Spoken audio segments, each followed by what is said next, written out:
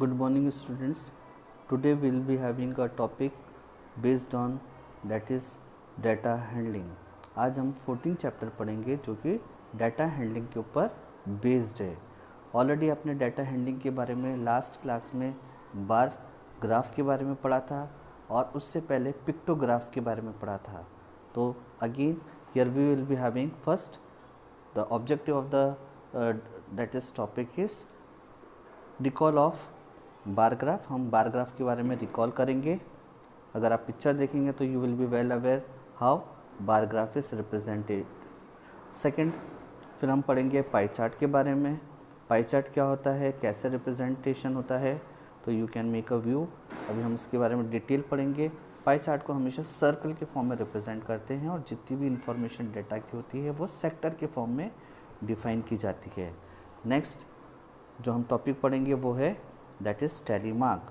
Tally mark के अंदर हम क्या देखेंगे, जब भी हम सेम ऑब्जेक्ट को रिपीट करते हैं नंबर ऑफ़ टाइम्स या उसका रिपीटिशन होता है रिकॉर्ड के अंदर, तो हम उनको बार बार गिनने की बजाय क्या करते हैं, उसका एक्चुअल वैल्यू कितना है वो हम टैली मार्क से डिफाइन कर लेते हैं, जो कि इस तरीके से होता है.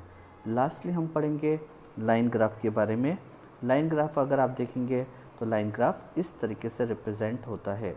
अगर आप इस पिक्चर को देखकर एनालाइज करेंगे तो आप देखेंगे कि ऐसा पिक्चर आपने न्यूज़पेपर में देखा होगा, मैगज़ीन में देखा होगा, किसी कंपनी के प्रोडक्शन में देखा होगा या किसी स्पोर्ट्स के अंदर देखा होगा. तो this is about line graph.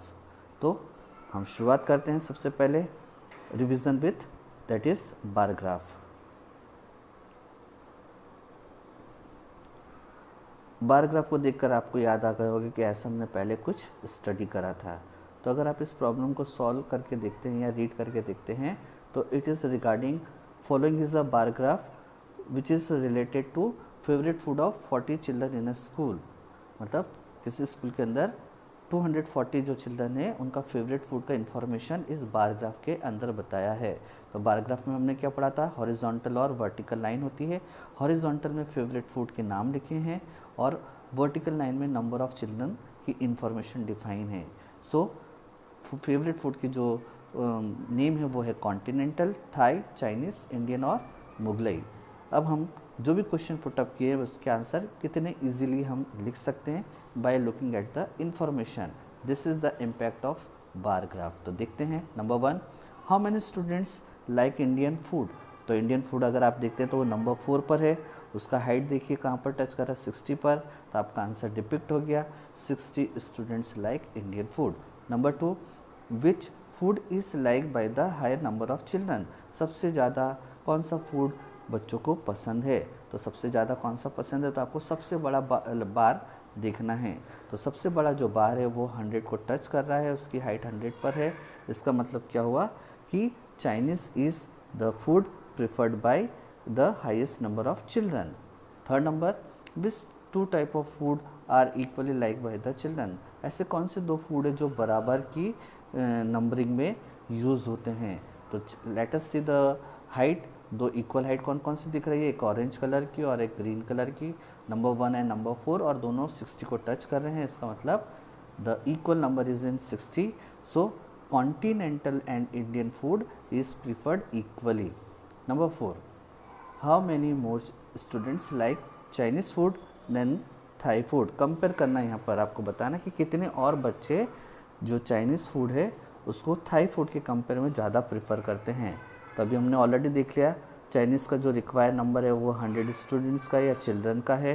Thai जो है वो 10 स्टूडेंट या चिल्ड्रन का है. तो 100 में से 10 को माइनस करेंगे तो इट विल बी 90 स्टूडेंट. मतलब 90 स्टूडेंट और चाइनीज़ फूड को ज़्यादा प्रेफर करते हैं.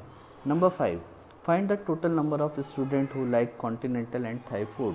कॉन्टिनेंटल और थाई फूड किस किस को पसंद है उसका टोटल निकालना है. तो टोटल निकालने के लिए आपको पता है we have to add it. तो let us see the number of continental. Continental की जो वैल्यू है वो है 60.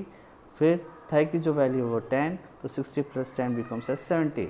70 children like the that is the total number of children which are preferring both the food is 70. Number 6, how many students like Mughlai food. तो Mughlai food is in the last. You make the view on the height. it is 10. So 10 students prefer only Mughlai food. So this is the way we have learnt about bar graph in earlier classes. This was the revision of it. Next.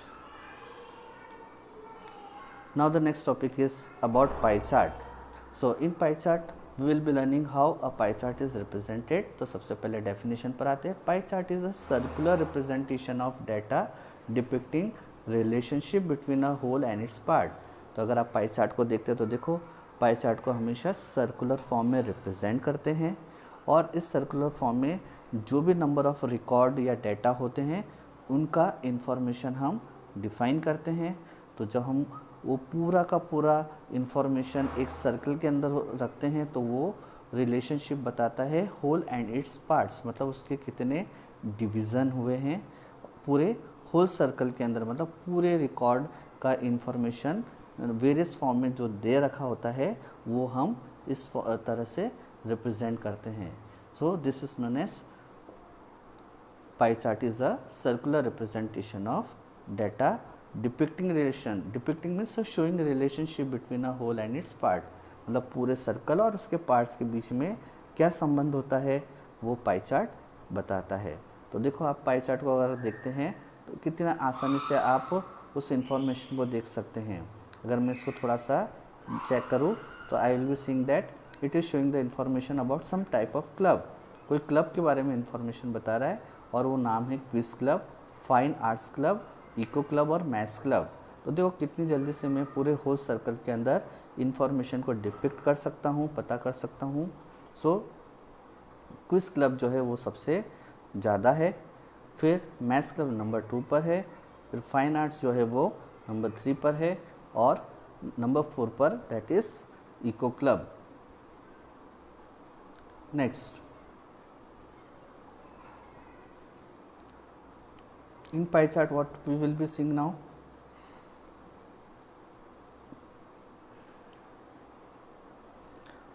A circle is divided into parts according to number of data items. जब भी हम pie chart को define करते हैं तो हमारा circle जो होता है वो वेरियस पार्ट्स में इंफॉर्मेशन को डिफाइन करता है. तो वेरियस पार्ट्स किसके ऊपर डिपेंड करेंगे, जितने डाटा आइटम्स दे रखे होंगे. अगर डेटा आइटम्स 5 है तो हमारा पूरा सर्कल 5 पार्ट्स में डिवाइड होगा. अगर 8 है तो हमारा पूरा सर्कल 8 पार्ट्स में डिवाइड होगा.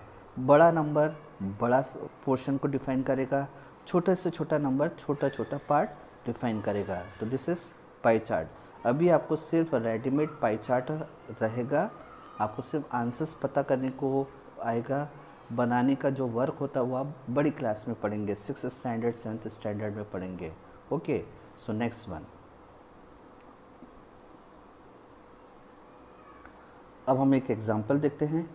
प्रिया collected data about the food like by most of the children. Priya ने बच्चों के पास जाकर उनसे पूछा बेटा तुमको कौन कौन से फूड पसंद है, तो उसका इंफॉर्मेशन कलेक्ट करा.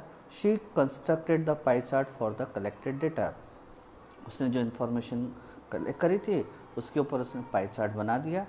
Observe the pie chart and answer the following question. If the data was collected from 240 students.